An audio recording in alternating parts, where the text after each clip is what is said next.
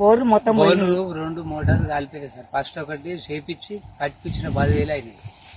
మళ్ళా తర్వాత అది 2-3 రోజుల తర్వాత మళ్ళీ ఇంకోటి కూడా కాలిపోయింది సార్. ఇక ఊకున్నాయి, ఇక నీళ్లు మొత్తం బంద్ అయిపోయినాయి. మొత్తం నీళ్ళే పోస్తలేవు బోర్లు. ఇక కౌలు చేసింది పోయింది. మాది 2 ఎకరాలన్నారా మాది పోయింది.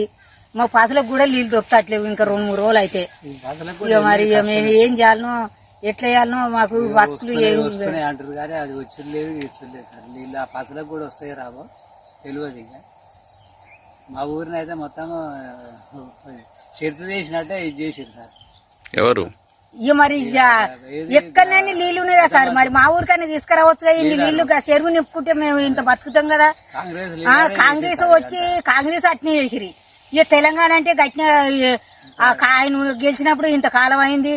ఏదో పంటలు పడినాయి, ఏదో జర బతికినాం. ఇప్పుడైతే మొత్తం ఆగం అయిపోతుంది. రైతు బంధు లేదు, ఏది లేదు. రైతు బంధు కూడా వాళ్ళే కదా సారు. మరి ఇక మేము ఏం చేసుకొని బతకాలే? మా ఊళ్ళో ఏమైనా కంపెనీలు ఉన్నాయా, ఏమైనా ఉన్నాయా మేము బతుకుతాంకు? మొత్తం ఆధారం ఇదేనా? మరి ఆధారం ఇదే కదా సార్. మాకు ఎంతమంది పిల్లలు? 2 బిడ్డలు 1 కొడుకు.